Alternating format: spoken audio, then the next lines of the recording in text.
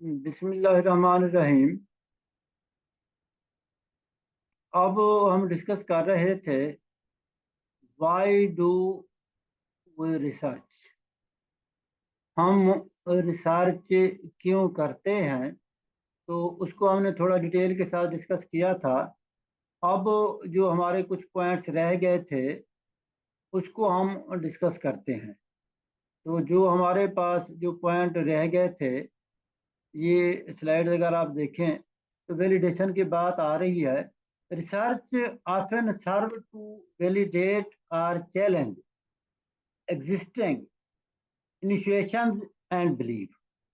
This process includes, जब हम इस प्रोसेस की बात करते हैं, ये जो प्रोसेस है, सबसे पहले हम उसमें क्या करते हैं, जो हमारे पास एजम्पशंस हैं उनको हम क्या करते हैं, टेस्ट करते हैं। जब हम वैलिडिटी की बात करते हैं तो इसमें जो हमारे पास कुछ ऐसे मसाइल हैं, अब उनकी जब वैलिडिटी की बात होती है तो फिर हम सबसे पहले क्या करते हैं, testing assumptions. Researcher may have intuitive beliefs about certain phenomena or concepts. Conducting research allows them to test these assumptions rigorously. Gathering the evidence by systematically collecting and analyzing data, the researcher can determine whether their intuitions hold true or they need to be revised. अब अगली जो बात है इसके अंदर वो ये है कि जब हम बिल्डिंग कॉन्फिडेंस, यानी एक तो इससे हमारा कॉन्फिडेंस जो है रिसर्च से वो क्या होता है, बिल्ड अप होता है। जब हम वैलिडेट इनिशिएशन की बात करते हैं through research can provide greater confidence in finding leading to more conclusion and making decision. Expand अगर हम बात करते हैं एक्सपेंडिंग अंडरस्टैंडिंग की, sometime research reveals unexpected result that can lead to a deeper understanding of a subject, promoting researcher to think their initial institution. बाज दफ़ा हम किसी भी चीज़ को जब डिस्कस कर रहे होते हैं तो उनके अंदर बेसिकली हमें का जो फायदा होता है वो ये होता है कि अगर मैं इसको थोड़ा सा उर्दू में डिस्क्राइब करूं, मे भी आप लोग इसको अच्छे तरीके से समझ पाएँ, तो वो कुछ इस तरीके से होगा। यहाँ तहकीक में मशगूल होने की जो वजूहात की तफसील दी गई है, उसमें अगर आप देखें तो सबसे पहले जो आपके दिमाग के अंदर कुछ चीज़ें हैं, आप उनको वैलिडेट करना चाह रहे हैं। तहकीक अक्सर, यानी कि हम बात कर लेते हैं अकायद की तौसीक या चैलेंज करने का काम करते हैं।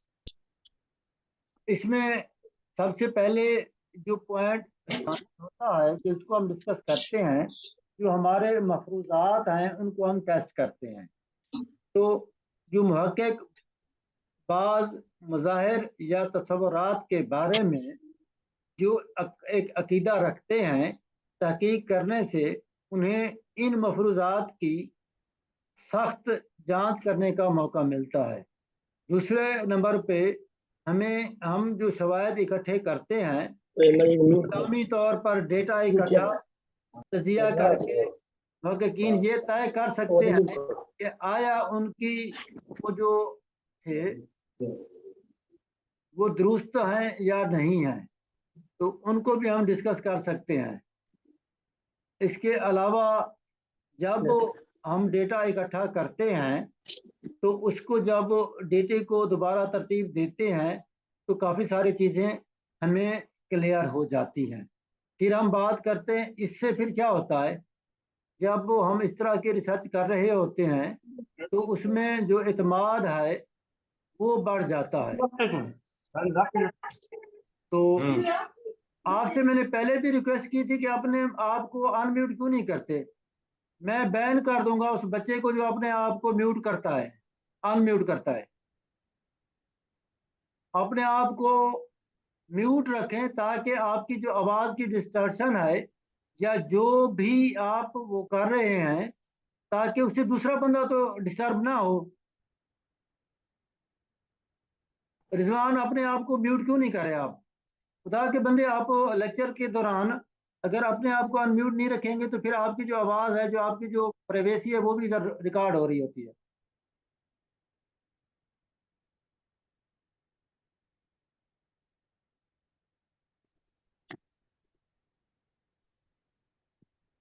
तो मैं उस बंदे को रिमूव कर दूंगा जो अपने आप को अनम्यूट करेगा। अगर क्वेश्चन पूछना है तो पूछें, अदरवाइज इससे जो डिस्टरबेंस क्रिएट होती है, फिर उसमें हमारा जो लेक्चर है वो उस तरीके से नहीं जा सकता। महक, आप मौजूद हैं? ये मलिक सिकंदर कौन है? मलिक सिकंदर, मुझे लगता है कि मुझे आपको रिमूव करना पड़ेगा।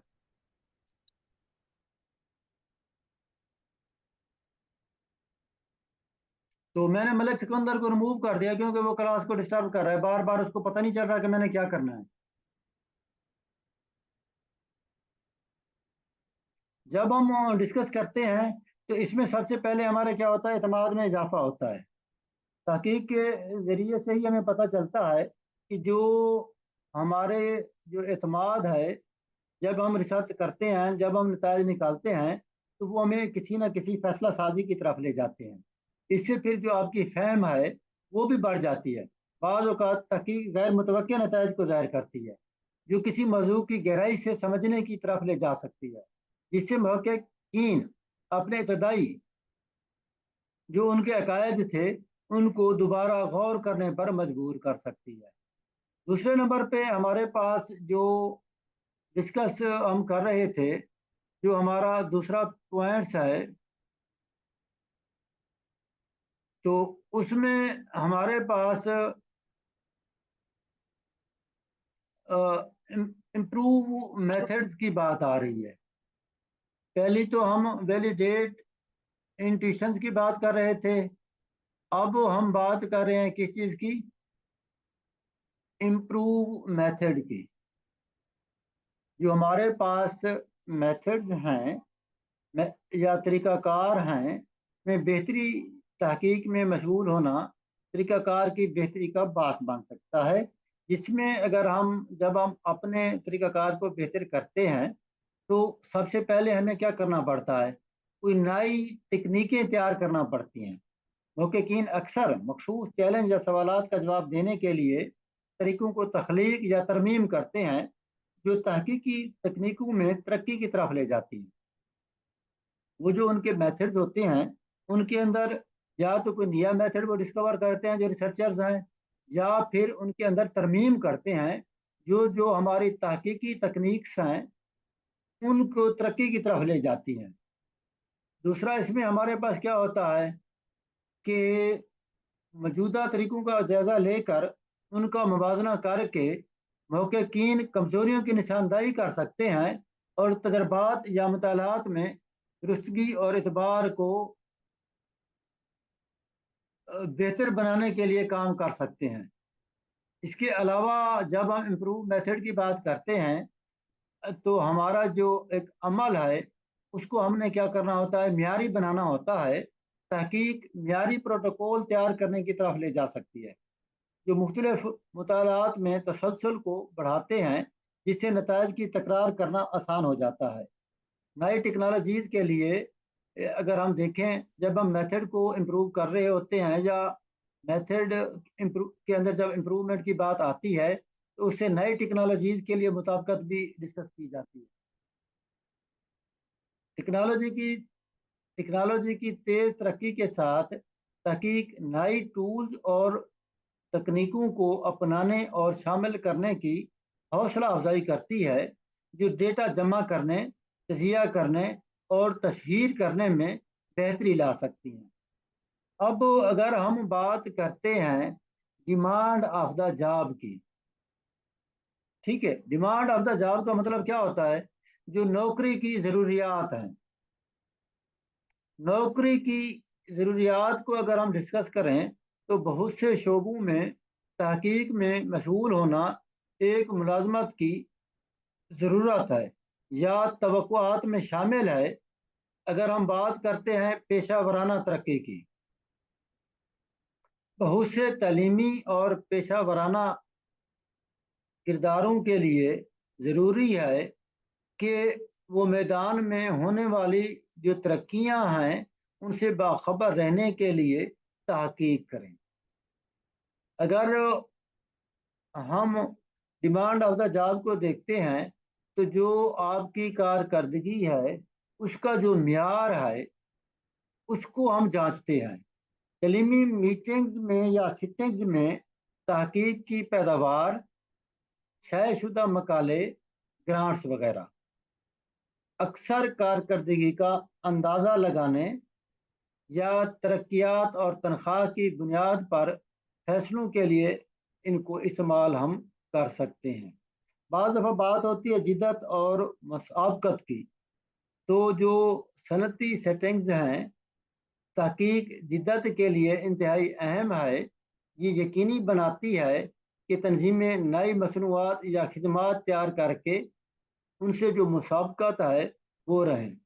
अगर हम बैनुल कुलियाती ताउन की बात करती हैं तो देखिए काफ़ी सारे जो कोलैबोरेशंस हैं, मिसाल के तौर पे मैं मैथमेटिक्स में हूँ, यहाँ गाजी यूनिवर्सिटी में हूँ, डेरा गाजी खान में जो एक बैकवर्ड एरिया है, तो मैंने अपने रिसर्चर्स के लिए काफ़ी सारी चीज़ें अरेंज करनी है। उसमें सबसे पहले मैंने क्या करना है कि जो मेरी कोलैबोरेशंस हैं उनसे मुझे आर्टिकल प्रोसेसिंग चार्जेस भी मिल जाते हैं, मेरा आर्टिकल पब्लिश भी हो जाता है। अगर कोई नई नया रिसर्च पेपर आता है मार्केट के अंदर तो मेरे अगर एक्सेस नहीं है तो मेरे जो कोलैबोरेटर्स हैं उनको रिक्वेस्ट करके मैं मंगवा सकता हूँ। इसके अलावा जो सबसे बड़ा जो फ़ायदा होता है कोलैबोरेशंस का, मिसाल के तौर पे मेरी को 5-7 लोगों से अगर कोलैबोरेशंस हैं इंटरनेशनल लोगों से, तो उसका फ़ायदा ये होता है कि जब बच्चों के पीएचडी के थीसिस कंप्लीट होंगे तो उनको एवेल्युएट करने के लिए बेसिकली आपको फॉरेन रिव्यूअर भी चाहिए होते हैं। अगर मेरी कोलैबोरेशंस हैं बाहर के लोगों के साथ तो फिर वो मेरे लिए आसानी होती है कि मैं अपने बच्चों को या उनकी जॉब को या उनकी रिसर्च को सही तरीके से एवेल्युएट करवा सकूं। तो ये जो सारी चीज़ें हैं ये बेसिकली जो आपके पास डिग्री होगी तो आपको जॉब मिलेगी ना, तो उस जॉब की जो डिमांड थी उसमें हमने उनको 3-4 पॉइंट्स में फर्दर वो कर दिया है। फिर हम बात करते हैं पब्लिकेशन की या पेटेंट की। जब हम किसी रिसर्च पेपर को पब्लिश करने का या पेटेंट करने का की ख्वाहिश रखते हैं तो हम क्या हो जाते हैं, मुहर्रिक हो जाते हैं, जिसमें हमारी सबसे पहले क्या होती है, इल्मी शनाख्त होती है। मिसाल के तौर पे मैं अगर कुछ रिसर्च में काम कर रहा हूँ तो कुछ नेशनल और इंटरनेशनल लेवल पे मेरी एक शनाख्त है, लोग मुझे जानते हैं कि भी गाजी यूनिवर्सिटी के अंदर भी एक बंदा बैठा हुआ है जो एक अच्छी रिसर्च कर रहा है। तो इल्मी शनाख्त मीयारी जरायद में तहकीक शुदा काम करने से हासिल होती है।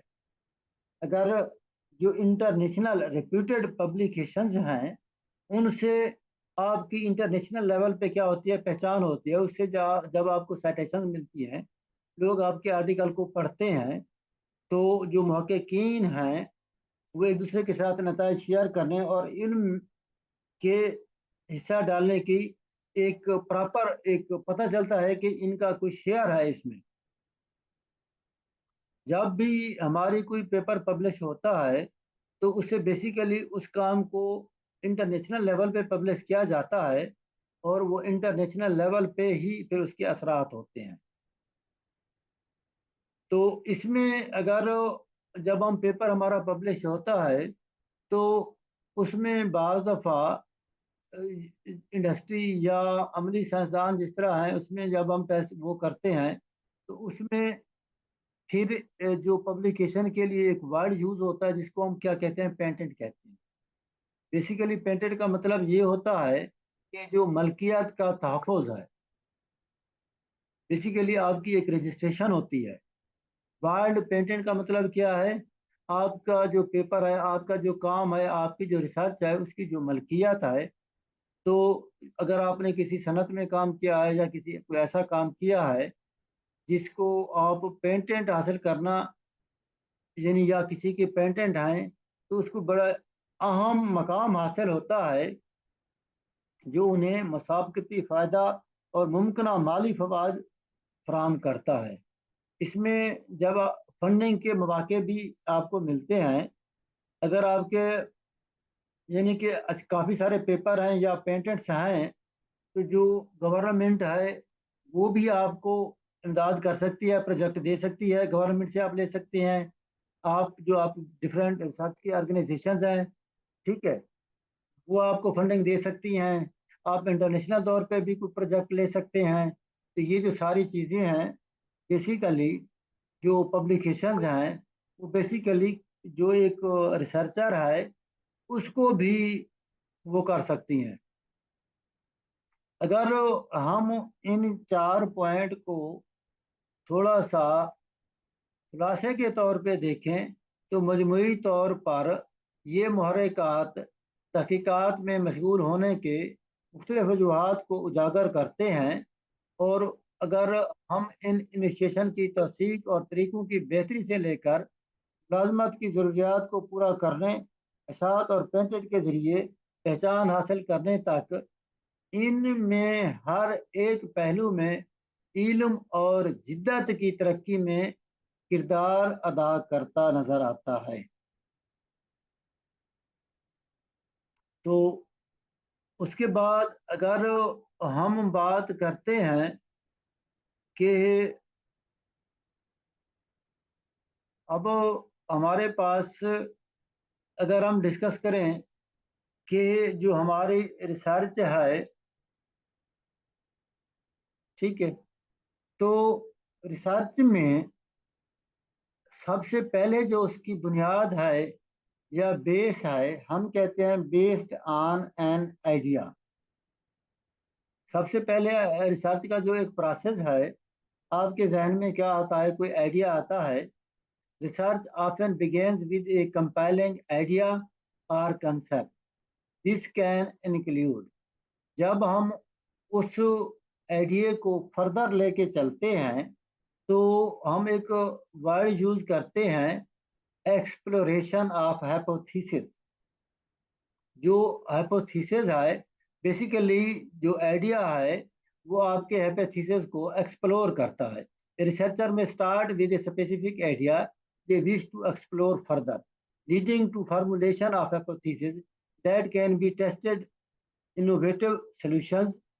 Ideas often emerge from observing gap or problem in existing knowledge or practice, promoting researchers to find innovative solutions. Creative thinking, engaging with the idea allows researcher to think creatively, devising new possibilities and approaches that can lead to breakthrough. अगर हम बात करते हैं initial curiosity की, many researcher are driven by an initial spark of the curiosity about a particular topic, motivating them to investigate and understood it more deeply. अब पहले आपके पास क्या था जी, आइडिया था।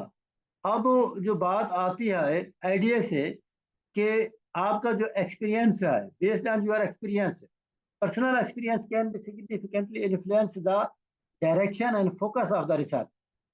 अगर हम इसमें इसकी बात करें, इसके अंदर हमारे पास क्या है जी, प्रैक्टिकल इनलाइट्स हैं या काफ़ी सारी और भी चीज़ें हैं जो इसके अंदर हम डिस्कस करते हैं।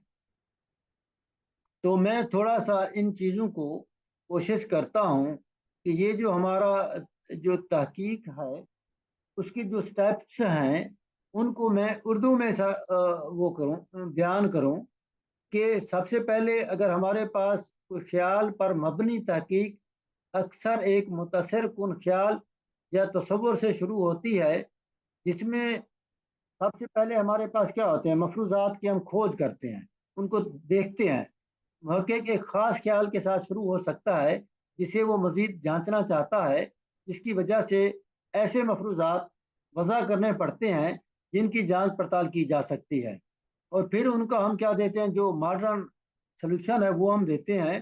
ख्यालात अक्सर मौजूदा इल्म या अमल में खला या मसाइल को देखकर उभरते हैं, जिससे महक़क़ीन को जिद्दत के ज़रिए हल तलाश करने की तरगीब मिलती है। फिर इसमें क्या होता है, तख्लीकी तरतीब की बात आती है। जो तख्लीकी एक सोच है वो डेवलप होती है। किसी ख्याल के साथ मशगूल होने से महक़क़ीन को तख्लीकी तौर पर सोचने का मौका मिलता है कि नई मुमकिनात हैं या नए तरीके हैं, उनका तसव्वुर करते हैं जो कामयाबी की तरफ ले जा सकते हैं।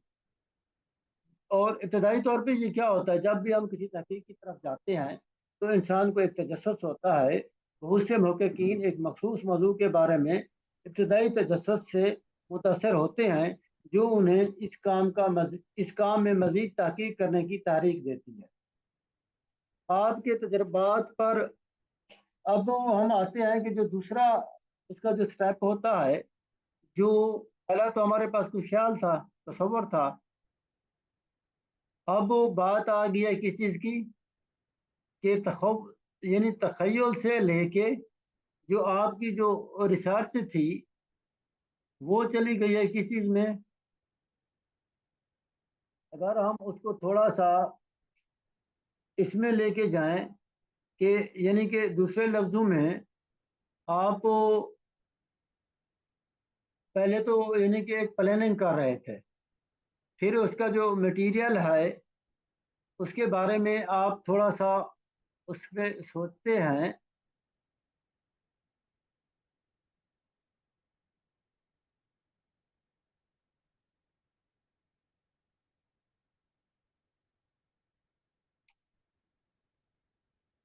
तो अब ठीक है, आपके जो तजर्बात हैं उन पर जो तहकीक है, ज़ाती तजर्बात पर तहकीक की सिमत और तवज्जो को मुतासर कर सकते हैं, ये चीज़ें भी शामिल है। तो इस चीज़ के लिए सबसे जो पहला पॉइंट होता है जिसको हम कहते हैं अमली बसीरत। मुहक्किकीन अक्सर अपने तजर्बात से फ़ायदा उठाते हैं, जिससे तहकीक के सवालात हकीकी दुनिया के मंजरनामों में जुड़ जाते हैं। फिर उसके बाद जो हमारे चैलेंजेस होते हैं उनको शनाख्त करना पड़ता है। मखसूस चैलेंजेस के साथ ज़ाती तजर्बात मुहक्किकीन को निज़ामी तहकीक के ज़रिए हल या बेहतरी की तलाश करने की तरगीब दे सकते हैं। फिर उनसे एक जो रिलेशनशिप है उसको हम डिस्कस करते हैं। ज़ाती तजर्बात पर मबनी जो तहकीक है, ठीक है, ये सारी जो पॉइंट्स हम डिस्कस कर रहे हैं बेसिकली जो हम एक प्लानिंग करते हैं तो उसका एक हिस्सा है। यानी कि जो रिलेशनशिप है ज़ाती तजर्बा पर मबनी तहकीक को मशगूलियत और दिलचस्पी जब हम उसमें लेते हैं तो महक़क़ को नताइज में ज़ाती दिलचस्पी उसमें शामिल हो जाती है। फिर जब ज़ाती दिलचस्पी शामिल होती है, जो अगला स्टेप है, फिर महक़क़ की तहकीक में हमदर्दी हो जाती है। अफराद या कम्युनिटी के तजर्बात को समझने से तहकीक के डिज़ाइन और तरीक़ों में मदद मिलती है, जो उन्हें ज़्यादा मुतल्लिक़ा और असर अंगेज़ बनाती है। अब अगर पढ़ाई पर मबनी कोई डिस्कशन हम करते हैं तो मौजूदा जो अदब है उससे जो वाकफियत है, जो आपका जो मौजूदा अदब है उससे जो वाकफियत है, ठीक है। तो अब जो पहले हम बात कर रहे थे वो हम बात कर रहे थे बेस्ड ऑन एन आइडिया। जब आपको कोई आइडिया आता है तो उसमें आप उसको कैसे लेके चलते हैं। और फिर दूसरी बात हम क्या करते हैं, बेस्ड ऑन योर एक्सपीरियंस, जो आपका तजर्बा है वो आपको क्या बताता है, ठीक है। यानी आपके तजर्बात पर मबनी जो रिसर्च है उसको आप देखते हैं। और फिर जो सबसे जो तीसरा पॉइंट है, आपकी पढ़ाई पर मबनी यानी बेस्ड ऑन योर रीडिंग, मौजूदा अदब से वक्फिया तहकीक किसी भी मनसूबे के लिए इंतहाई अहम है, जिसमें अगर हम शामिल करें तो मौजूदा इल्म की बुनियाद मुहक्किकीन वसी पैमाने पर पढ़ते हैं, ताकि अपने मैदान के जिसी यानी कि जिस डायरेक्शन में वो काम कर रहे हैं उसकी जो मौजूदा हालत है उसको वो समझ सकें। इल्म के खला या मज़ीद तहकीकात की ज़रूरत वाले शोबों की निशानदाही करें। नए ख्यालात के लिए इसमें तहरीक पैदा होती है। पिछली तहकीक नए ख्यालात, मफरूज़ात या तरीक़ाकार की तहरीक दे सकती है, जिस पर मुहक्किकीन अपने काम में तमीर कर सकते हैं या उस काम को आगे बढ़ा सकते हैं। और फिर उसका जो एक तनकीदी तज्जिया होता है, ठीक, क्रिटिकल एनालिसिस जिसे हम कहते हैं, मुहक्किकीन को मौजूदा जो यानी कि मुतालात की ताकतों और कमज़ोरियों का तनकीदी जो अंदाज है उसमें जब जायज़ा लेते हैं तो वो भी उनको उनकी मदद करता है, जो उनकी तहकीक के सवालात और तरीक़ों को बेहतर बनाने में रहनुमाई करता है। अगर हम बात करते हैं कि तनाजुर की अगर हमें समझ है, अदब से वक्फियत तहकीकात के लिए पस मंज़र फराहम करती है बेसिकली, जो मुहक्किकीन अपने काम को वसी तर इल्मी मुबासे में बेहतर तरीके से जगह देने में, ठीक है, मदद करते हैं। अब जो इसका जो मेन पॉइंट है वो है ओरिजिनलिटी। ओरिजिनलिटी को जब हम ट्रांसलेट करते हैं तो उर्दू में कहते हैं असलियत। तहकीक में असलपन का हसूल एक बुनियादी पहलू है। अब अगर वो जो असलियत है वो बेसिकली उसको हम कैसे डिस्कस करेंगे। जो असलियत का एक वर्ड हम यूज़ करते हैं, ओरिजिनलिटी, बेसिकली जो हमारी रिसर्च है उसका एक बुनियादी पहलू है।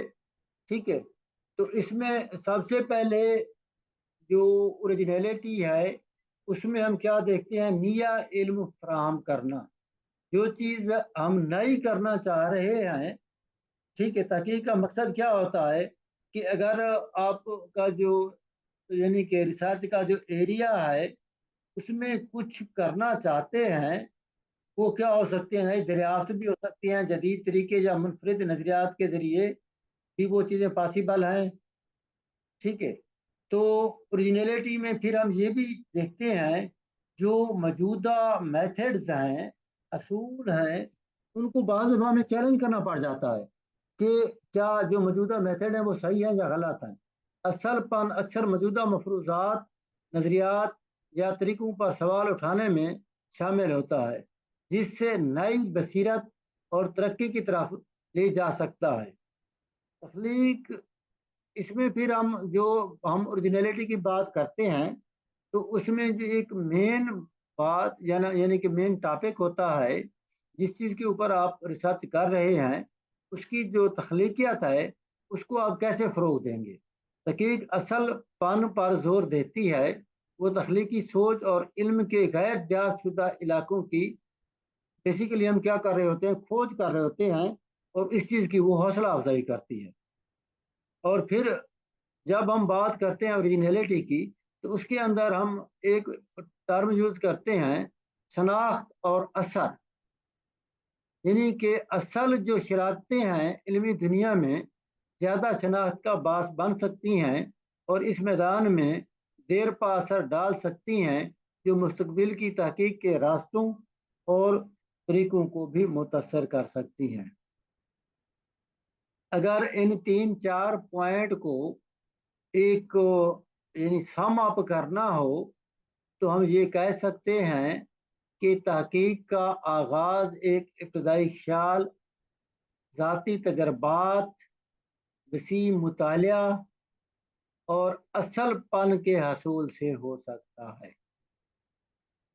हमारी जो तहकीक है, ठीक है, उसका उसको अगर हम कंक्लूड करें तो तहकीक का आगाज़ एक इब्तदाई ख्याल, फिर अगले जो हमारे पास स्टेप है वो क्या है, ज़ाती तजर्बात, वसी मुताला और असलपन के हसूल से हो सकता है।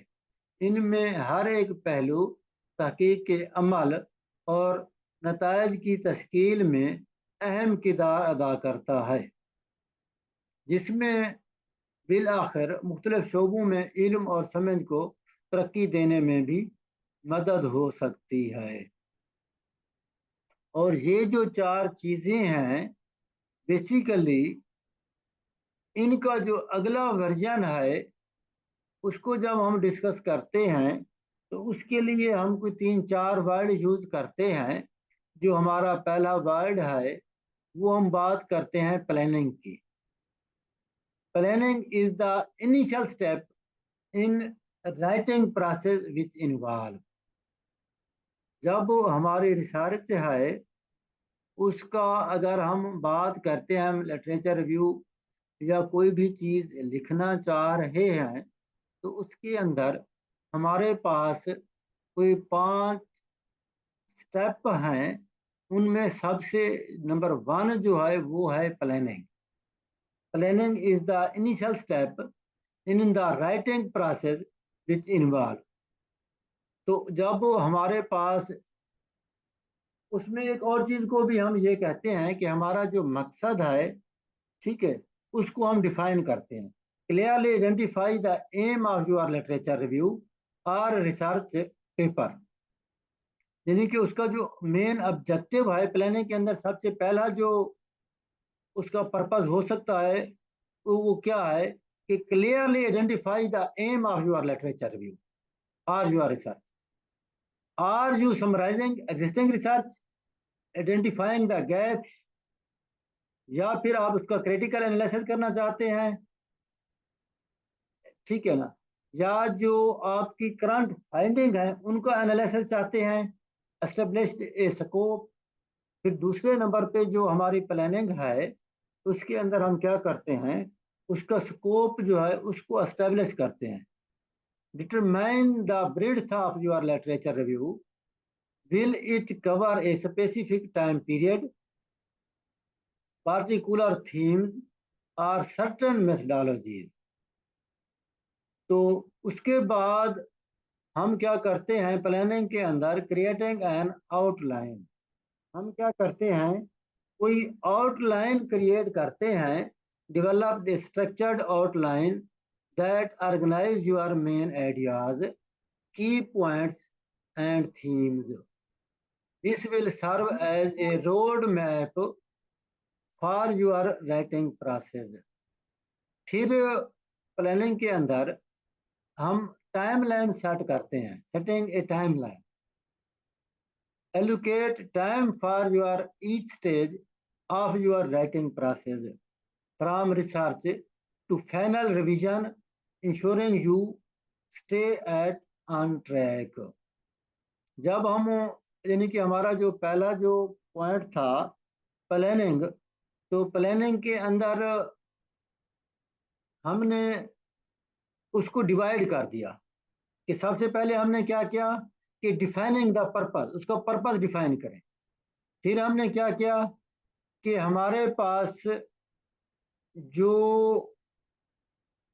गैप हैं, यानी जो एग्जिस्टिंग रिसर्च है, ठीक है ना, उसमें जो गैप्स है, आइडेंटिफाइंग द गैप्स, या करंट जो फाइंडिंग्स हैं उनको हम अपने ऑब्जेक्टिव में डिस्कस करते हैं। उसके बाद बात आती है स्कोप की, यानी कि जो प्लानिंग है, प्लानिंग के अंदर आपने स्कोप को भी डिस्कस करना होता है। और फिर उसकी जो फाइनल स्टेज है उसके लिए जो प्लानिंग है उसके लिए आपको एक आउटलाइन भी देनी पड़ती है, और आउटलाइन के बाद हमें एक टाइमलाइन भी देनी पड़ती है। यानी प्लानिंग का ये 3-4 चीज़ें जो है वो हिस्सा है। तो उसके बाद जो दूसरा स्टेप है वो है रीडिंग एंड रिसर्च।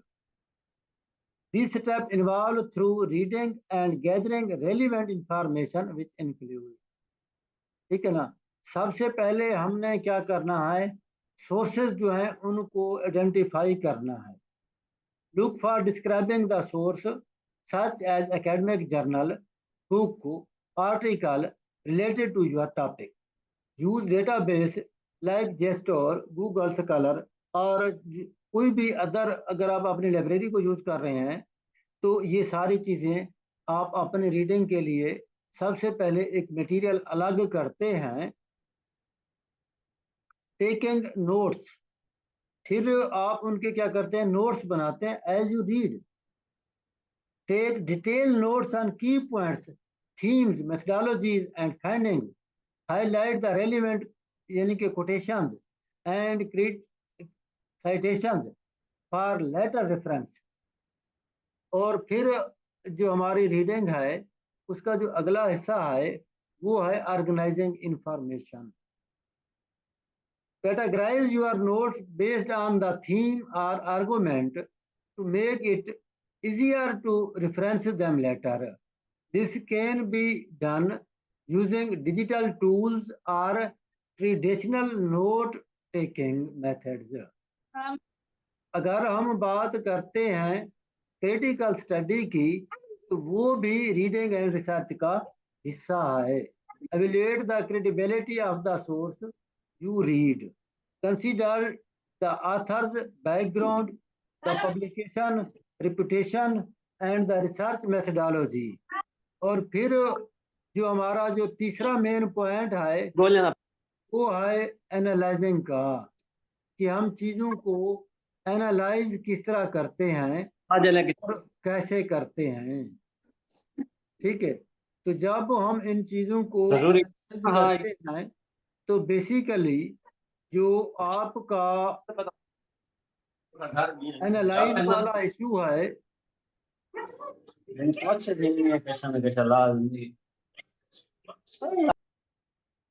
तो आपका जो एनालाइज वाला इशू है उसको हमने देखना है कि हम इसको किस तरह एनालाइज करते हैं।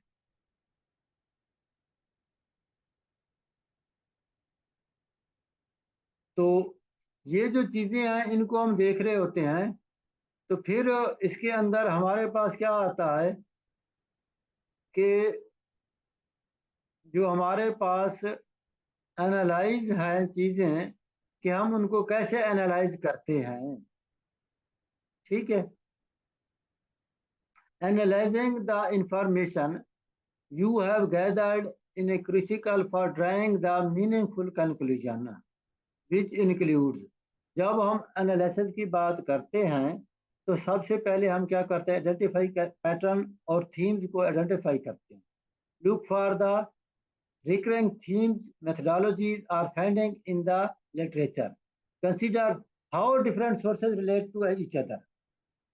फिर हम उनकी जो क्रिटिकल स्टडी है उनको देखते हैं एनालिसिस में। Assess the strength and weakness। अब जो क्रिटिकल स्टडीज हैं उसमें हमारे पास क्या है, assess the strength and weakness of the research you have reviewed. Identify the gap in the literature and areas needing for further investigation.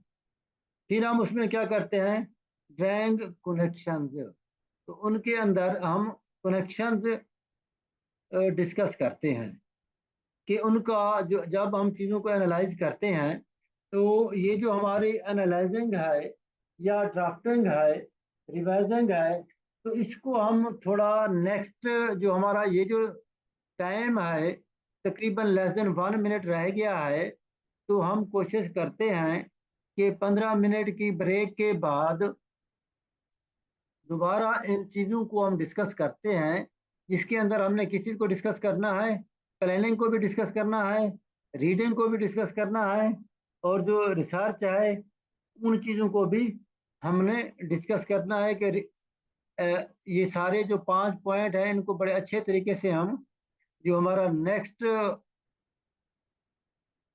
यानी कि हमारे जो लेक्चर होगा, मीन आज जो हमारा टाइमिंग है उसमें बेसिकली हमारे पास मैक्सिमम लिमिट होती है 40 मिनट, तो 40 मिनट्स के 2 सेक्शन हम ले चुके हैं। उसके बाद हम अगले स्टेप की तरफ जाते हैं कि जो हमारा अगला स्टेप है वो क्या है, ताकि हम उसको डिस्कस कर सकें, क्योंकि ये जो हमारा